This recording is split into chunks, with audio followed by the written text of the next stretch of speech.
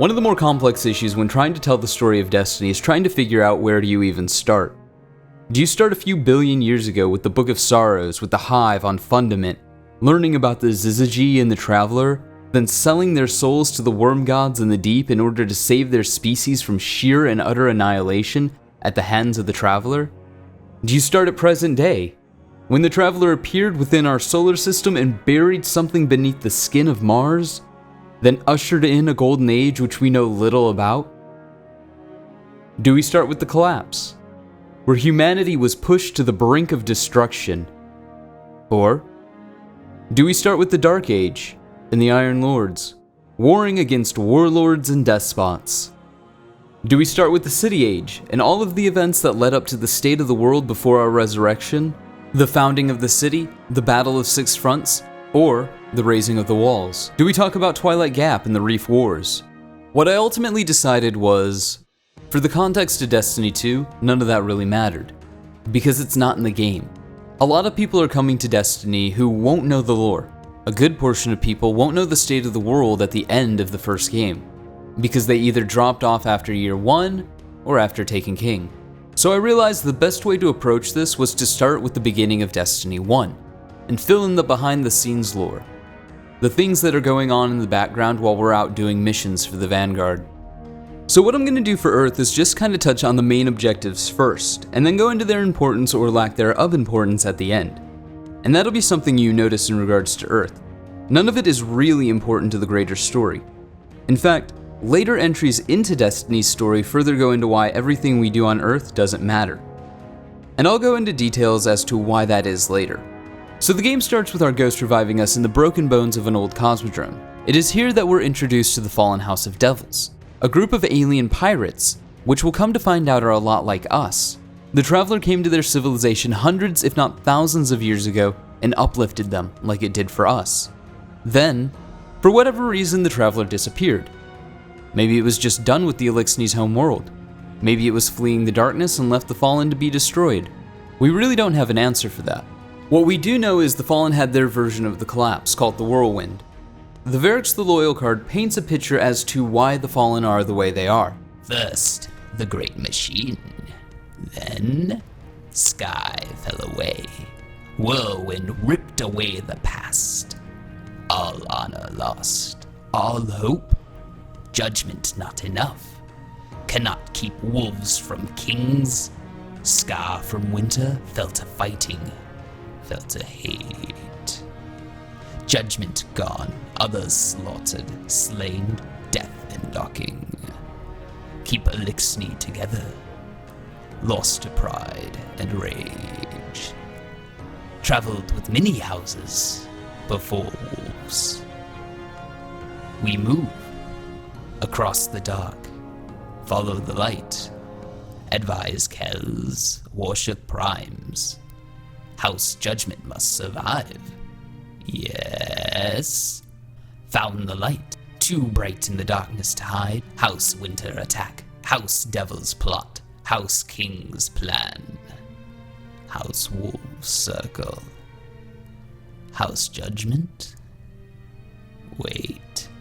The Fallen's goal in Destiny is essentially to take the Traveler from us. They view it as a god and they want their Sky God back. But while this is the motivation for everything the Fallen do, it never really comes up. While we can assume that taking the Traveler back was Skolas's end goal in House of Wolves, it's never really addressed. What we ultimately find is this want to take back the Great Machine is largely irrelevant, since this motivation is never made clear in the game at any point whatsoever. This will be a reoccurring theme with a lot of Destiny. More often than not, Destiny will introduce a plotline, only for that plotline to be resolved in DLC. I have shown you benevolence, Guardian. Should the Awoken ever need an ally, I will call on you. And expect you to answer. She's saying you owe us, Guardian. Open the reef to the Guardians. Offer the riches of our realm as bounty for these traitors. Let the hunt begin. So we fight our way through the Cosmodrome and find a ship, then fly off to the city. It's revealed as we're leaving towards the city that somebody, some mysterious figure, a stranger, is stalking us. We're then given a few tutorial missions like go find a warp drive, during which we kill this fallen Archon. Zavala is so impressed that he sends us to investigate the Terrestrial Complex and the Jovian Complex. Something's going on in the Cosmodrome, and it has the Fallen all riled up.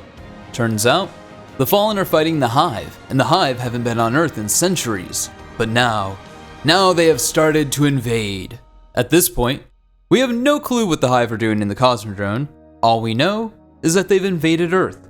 We actually won't find out this answer till The Dark Below, which didn't release until December 9th, 2014, just a little over 3 months later.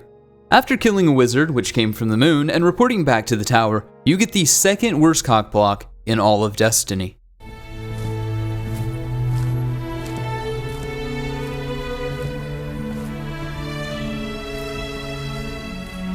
There was a time when we were much more powerful.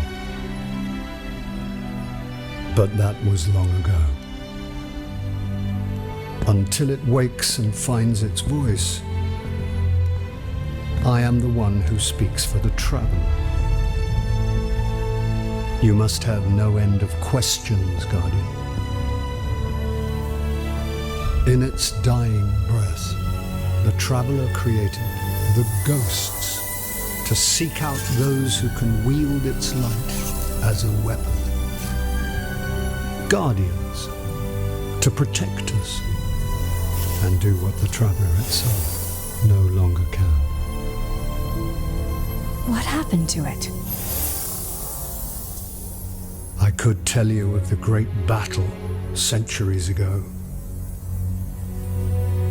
How the Traveler was crippled. I could tell you of the power of the darkness, its ancient enemy.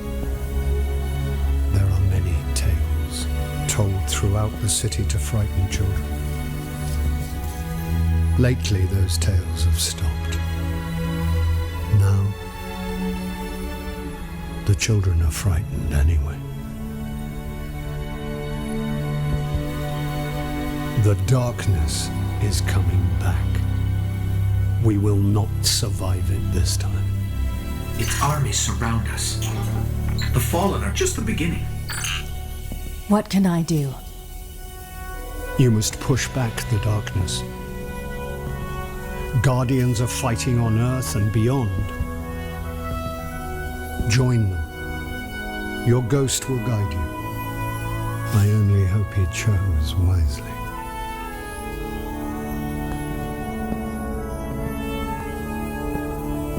I did. I'm sure of it. We're in this together now. At this point, the story branches out. You can either go to Earth's moon Luna and investigate the Hive, or finish the last few missions on Earth. And since we're talking about Earth, we're going to be sticking to Earth. The next few missions that open up involve Rasputin, the AI Warmind. And ultimately, as I've said before, and I will say it again, in the grand scheme of Destiny, this entire plotline is pointless and is made more and more pointless with each and every release. So when the Hive invaded the Cosmodrome, they were looking for Rasputin. The Fallen are looking for Rasputin. The city is looking for Rasputin. Everybody and their grandmother is looking for Rasputin. But that has nothing to do with any of the missions that we embark on. We're not looking for Rasputin. We're probably the only person in the entirety of the solar system not actually looking for Rasputin. We just kind of incidentally keep bumping into him. The mission, the Warmind, just has us realizing that Rasputin still exists. Something that kind of becomes comical and loses all relevance when you realize what happens later on in Destiny, when people like Cayde have been to his bunker several times. These crypto systems follow no logic I understand. I'm not sure if it can be modified to work on a Guardian. Where do you think Blade Dancers got their cloaking ability? The entire point of the last array is to try to re-establish communication with our lost colonies. What ultimately happens is Rasputin seizes this as an opportunity to free himself from Earth. Why the Hive are there in full force? Your guess is as good as mine, considering we have no clue what would happen until the end of the mission when the ghost says this. This array is controlled by the last Warmind, Rasputin. It's connecting to defense constructs all across the system. There could be something out there to help us survive the darkness. Maybe the Hive did, but we're never given any reason to believe that. I have an idea of what's going on here, and we'll get to that momentarily. So we free Rasputin, and that's kind of just it. Not just for Earth, but for Rasputin as well. Over the course of 3 years, short of being something we need to go and protect periodically, Rasputin doesn't really contribute much to the story of the game. We're often told that he's an important character, and that he's done things in the past, but when it comes to actually contributing to the plot of the game, Rasputin does nothing. And with each subsequent release, the Vanilla Destiny Rasputin subplot doesn't age well. What do I mean? Well, in Taken King we find out someone or something has been interacting with Rasputin for centuries. This was the first station to come back online after the collapse. Shortly after that, Rasputin regained control over the entire facility.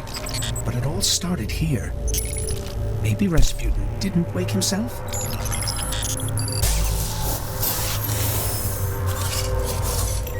It took simultaneous retinal scans at each of these 4 stations to get beyond this point. The log shows access was granted multiple times over the span of hundreds of years using the same pairs of eyes. Either the eyes belonged to the early Guardians, or something kept them preserved. In Rise of Iron, we learn that if Rasputin wanted to defend himself, it was well within his power to do so. Logically speaking then, it was well within his power to reactivate the array. We weren't needed at all. He could have just sent a frame, or inhabited the body of an exo and gone himself. Only a few of us reached the replication complex. The worst of Rasputin's defenses had already blanketed this entire area. Frames, constructs, some things I haven't seen before or since. They felt no pain, no fear. Last time his presence was almost physical. I think he was trying to communicate, but we did not understand. How can you be so certain Rasputin won't get involved once we're inside? The Vanguard still believe Rasputin to be simply a Warmind. He hasn't been that for a very long time. That said, I do have an idea as to why this all seems so half-assed and out of place. It's the same reason the Exo Strangers plot seems so messy and disorganized. We learned a long time ago in an article called The Messy True Story Behind the Making of Destiny that Destiny's story went through several revisions before the reboot, but the supercut version revolved around players' hunt for the Warmind Rasputin, according to 2 people familiar with the original plans. In today's Destiny, Rasputin doesn't do much, but listen to classical music in a steel bunker on Earth. But in the 2013 version, he would have started a more prominent role. Alien Hive would have kidnapped the machine and brought it to their Dreadnought spaceship, which was later cut from the Vanilla Destiny and moved to Taken King. Originally, this Hive ship would have been part of the main story. The entire last third of the game took place on the Dreadnought, with you rescuing Rasputin, said one person who worked on the game. Oryx views Rasputin as a threat. If we could gain control over his reach and wake all of the Warmind systems, we would see everything the Hive have hidden from us. No wonder they want Rasputin destroyed.